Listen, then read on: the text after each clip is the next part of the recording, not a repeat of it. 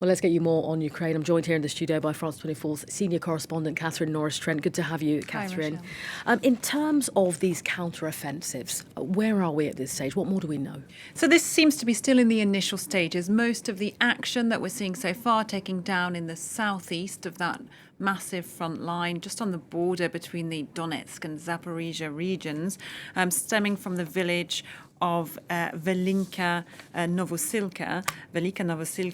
So the Ukrainians say they've taken 7 settlements, I suppose we can call them there. They're very small villages, some with pre-war population levels of around 1,000 people. Right. And they say they've taken around 90 square kilometres of land back along 100 kilometres long stretch of the front line. I mean, that is progress, and especially considering that the front line has been very static in recent months.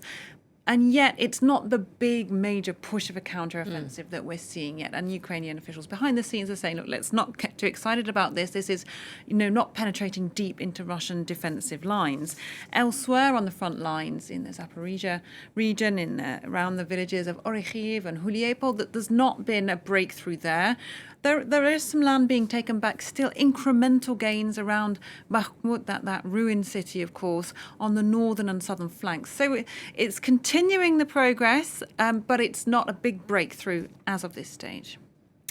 Well, in terms of other developments on the ground in Ukraine, what else can we be keeping our eye on, Catherine? So there's several developing stories, and it's difficult to get confirmed information because of the nature of the information circulating around and access. But Russian media have been reporting that Major General Sergei Goryachev was killed yesterday in southern Ukraine by a missile strike, maybe a HIMARS strike. That has also been now broadcast by the Ukrainian army, and he would be the highest ranked Russian military official to be killed this year. Russia's lost a number of generals, of course, since the large-scale invasion started. So quite a lot of their top brass have been killed. It could prove significant.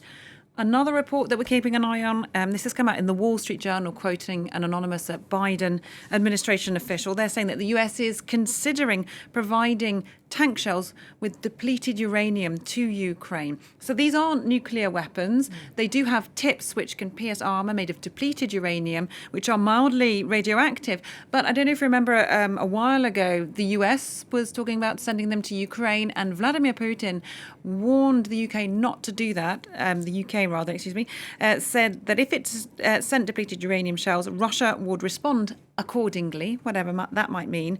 And he said that it showed the West collectively is beginning to use weapons with a nuclear component. So again, that is manipulation. These aren't nuclear weapons, but it could start off that war of words again.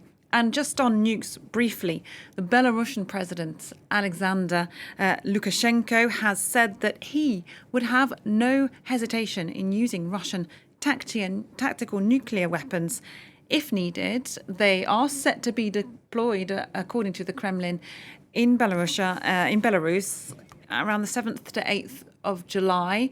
It might not be down to Alexander Lukashenko to press the button, but again, there's talk there of this nuclear component. A lot of people skeptical Russia would use these tactical nuclear weapons, but again, it's coming back into the discourse, and it's something we need to keep an eye on. Absolutely strong rhetoric, you might say, on both sides, Catherine. For now, though, our senior correspondent, thanks so much. Thank you.